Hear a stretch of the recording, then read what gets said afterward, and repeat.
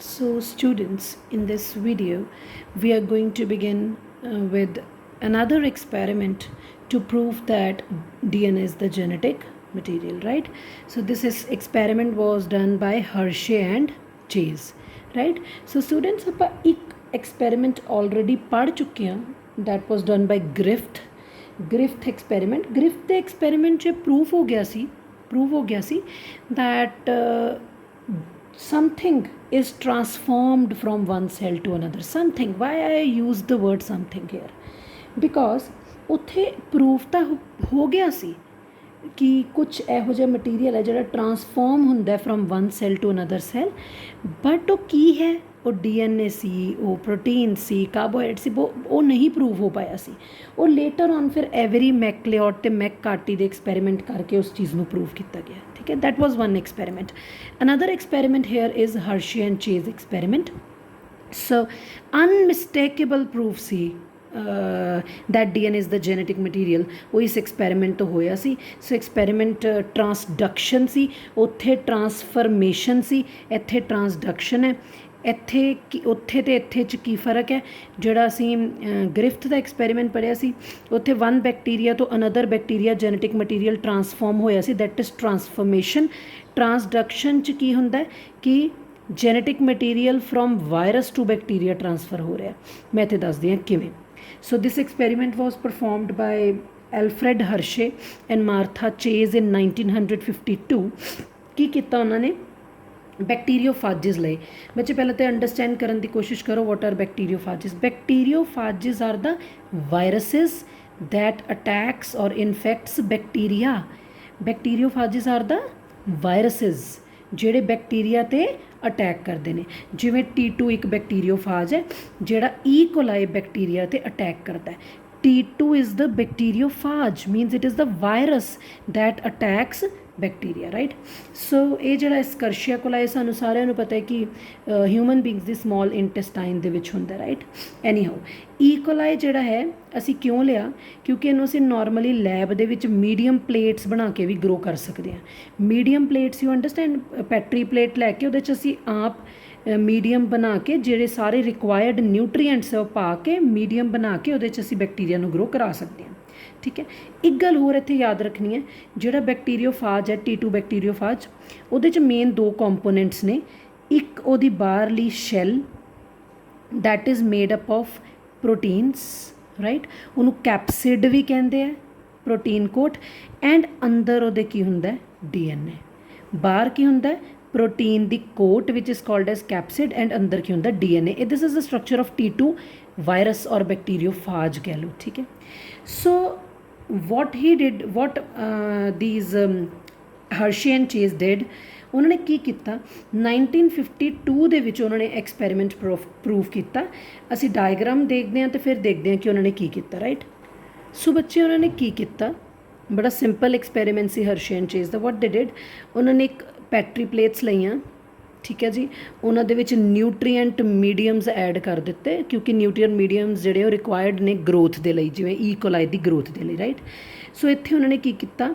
ਇੱਕ nutrient medium ਨੂੰ radioactive sulphur supply ਕਰਤਾ, ਇੱਕ ਨਿਊਟਰੀਐਂਟ ਮੀਡੀਅਮ ਨੂੰ ਰੇਡੀਓ ਐਕਟਿਵ ਫਾਸਫੋਰਸ ਸਪਲਾਈ ਕਰਤਾ।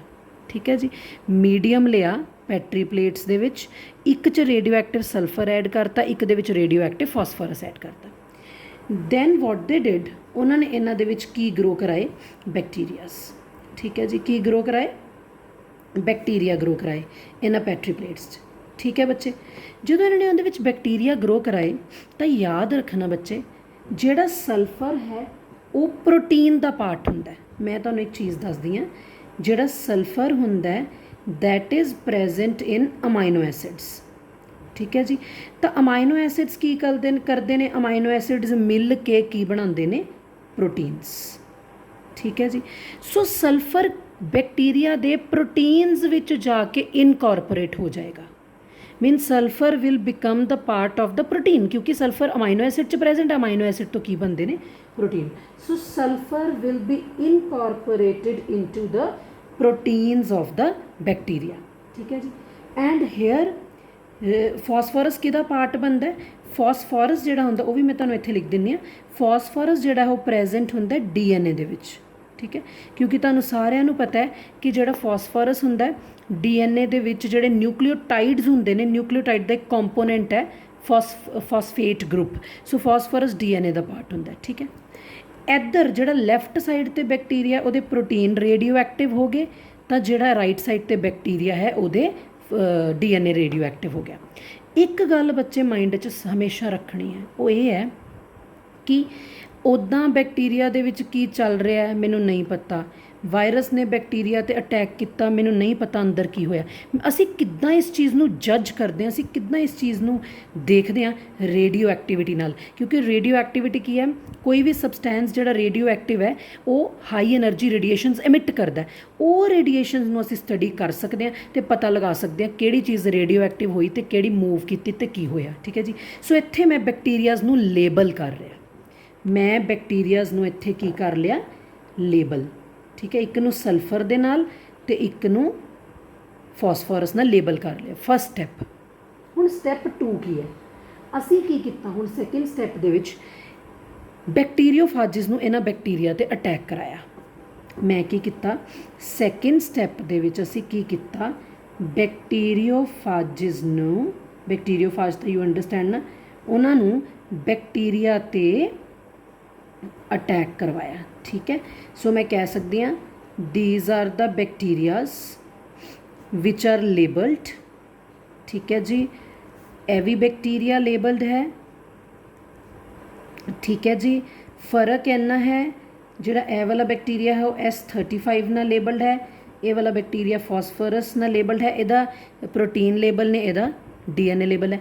ਹੁਣ ਮੈਂ ਕੀ ਕੀਤਾ ਬੱਚੇ, ਇਹਦਾ ਅਟੈਕ ਕਰਾਇਆ, ਇਹਦੇ ਅੰਦਰ ਇਹਦਾ DNA ਹੁੰਦਾ, ਬੈਕਟੀਰੀਓਫਾਜਿਸ ਦਾ ਅਟੈਕ ਕਰਾ ਦਿੱਤਾ ਇਹਨਾਂ 'ਤੇ। ਜਦੋਂ ਮੈਂ ਬੈਕਟੀਰੀਓਫਾਜਿਸ ਦਾ ਬੈਕਟੀਰੀਆ 'ਤੇ ਅਟੈਕ ਕਰਾਇਆ ਤਾਂ ਜਿਹੜਾ S35 ਵਾਲਾ ਮੀਡੀਅਮ ਸੀ ਜਿਹਦੇ ਵਿੱਚ ਆਪਾਂ ਬੈਕਟੀਰੀਆ ਗਰੋ ਕਰਾ ਰਹੇ ਸੀਗੇ, ਉਹਦੇ ਨਾਲ ਕੀ ਹੋਇਆ, ਇਹਦੀ ਜਿਹੜੀ ਸੀ ਸ਼ੈੱਲ ਲੇਬਲਡ ਹੋ ਗਈ, ਕੈਪਸਿਡ ਲੇਬਲਡ ਹੋ ਗਈ, ਠੀਕ ਹੈ ਜੀ। ਬੈਕਟੀਰੀਓਫਾਜ ਦੀ ਗੱਲ ਕਰ ਰਹੀ ਹਾਂ। ਤਾਂ ਇੱਧਰ ਇਹਦਾ DNA ਲੇਬਲਡ ਹੋ ਗਿਆ, ਵਾਈਸੋ। ਇੱਦਾਂ ਕਿਉਂ ਹੋਇਆ, ਕਿਉਂਕਿ sulphur which is present in amino acid means proteins ਕਹਿ ਲਓ, ਉਹਨੇ ਕਿਹਨੂੰ ਲੇਬਲ ਕੀਤਾ, ਇਹਦੀ ਬਾਹਰਲੀ ਕੋਟ ਨੂੰ, ਕਿਉਂਕਿ ਪ੍ਰੋਟੀਨਸ ਇਹਦੀ ਬਾਹਰਲੀ ਕੋਟ ਵਿੱਚ ਪ੍ਰੈਜ਼ੈਂਟ ਨੇ। ਤਾਂ P32 ਫਾਸਫੋਰਸ ਕਿਹਦਾ ਪਾਰਟ ਹੈ, DNA ਉਹਦਾ, ਉਹਨੇ ਕਿਹਨੂੰ ਲੇਬਲ ਕਰਤਾ, ਇਹਦੇ DNA ਨੂੰ। ਫਾਸਫੇਟ ਗਰੁੱਪ ਪਾਰਟ ਹੁੰਦਾ ਨਾ DNA ਦਾ। ਇਹਦਾ ਮਤਲਬ ਐਕਚੁਅਲ ਮੇਰਾ ਐਕਸਪੈਰੀਮੈਂਟ ਹੁਣ ਇੱਥੋਂ ਸਟਾਰਟ ਹੋ ਰਿਹਾ। ਮੈਨੂੰ 2 ਲੇਬਲਡ ਬੈਕਟੀਰੀਓਫਾਜਿਸ ਚਾਹੀਦੇ ਸੀਗੇ, ਇੱਕ ਦੀ ਬਾਹਰਲੀ ਕੈਪਸਿਡ ਲੇਬਲਡ ਚਾਹੀਦੀ ਸੀ, ਇੱਕ ਦਾ ਅੰਦਰਲਾ DNA ਲੇਬਲਡ ਚਾਹੀਦਾ ਸੀ। ਮੈਨੂੰ 2 ਬੈਕਟੀਰੀਓਫਾਜਿਸ ਲੇਬਲਡ ਮਿਲ ਗਏ। ਹੁਣ ਆ ਦੇਖੋ, ਹੁਣ ਇੱਥੋਂ ਸਟਾਰਟ ਕਰਾਂਗੇ।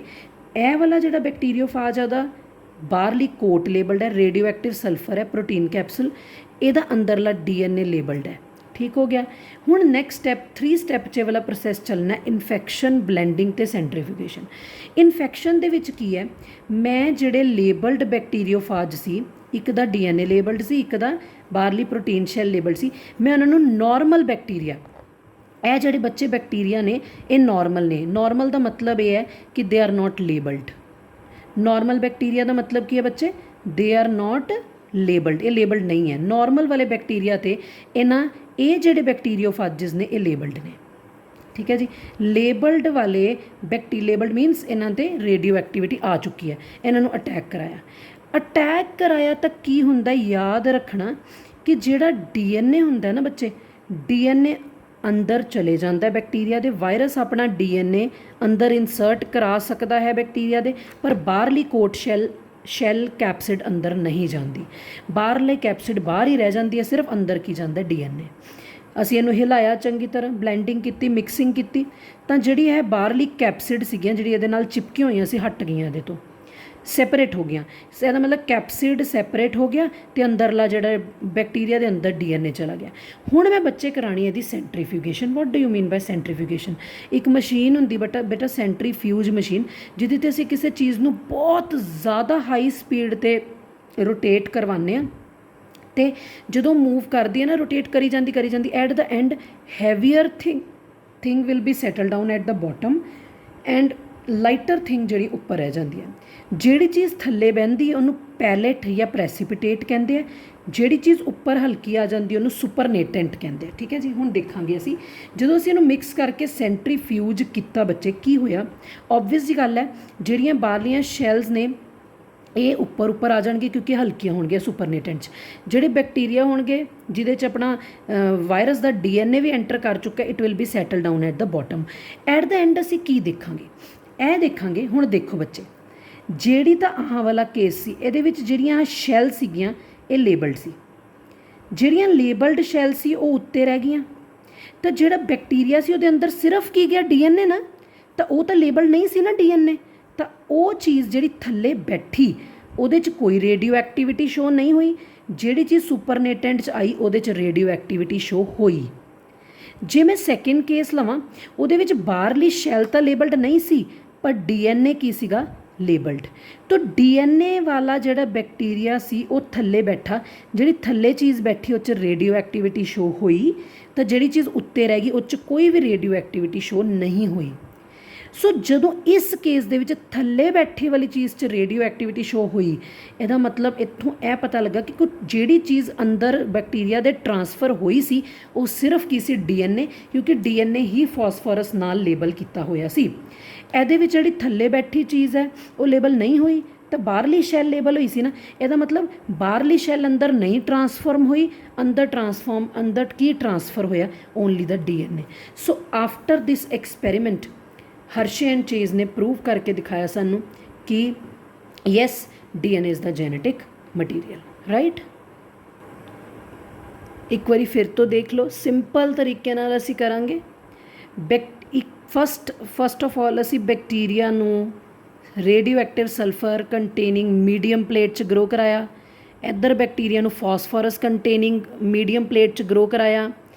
Sulphur will become the part of proteins, ਕਿਉਂਕਿ ਸਲਫਰ ਅਮਾਈਨੋ ਐਸਿਡ 'ਚ ਪ੍ਰੈਜ਼ੈਂਟ ਹੁੰਦੇ, ਅਮਾਈਨੋ ਐਸਿਡ ਪ੍ਰੋਟੀਨ ਬਣਾਉਂਦੇ ਆ। ਫਾਸਫੋਰਸ ਵਿਲ ਲੇਬਲ, ਫਾਸਫੋਰਸ ਕਿਹਦੇ 'ਚ ਜਾ ਕੇ ਇਨਕੋਰਪੋਰੇਟ ਹੋ ਜਾਏਗਾ, DNA 'ਚ। ਇੱਥੇ ਮੇਰਾ ਬੈਕਟੀਰੀਆ ਸਲਫਰ ਨਾਲ ਲੇਬਲ ਹੋ ਗਿਆ, ਇੱਥੇ ਮੇਰਾ ਬੈਕਟੀਰੀਆ ਫਾਸਫੋਰਸ ਨਾਲ ਲੇਬਲ ਹੋ ਗਿਆ।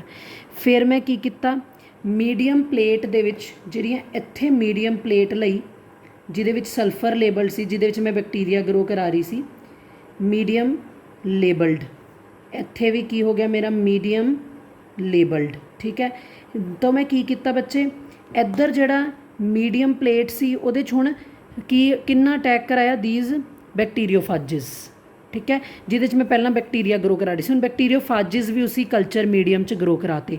ਬੈਕਟੀਰੀਓਫਾਜ ਜਦੋਂ ਮੈਂ ਮੀਡੀਅਮ ਪਲੇਟ 'ਚ ਗਰੋ ਕਰਾਏ, sulphur will become part of the capsid, ਕਿਉਂਕਿ ਉਹ ਪ੍ਰੋਟੀਨ ਦੀ ਬਣੀ ਹੈ।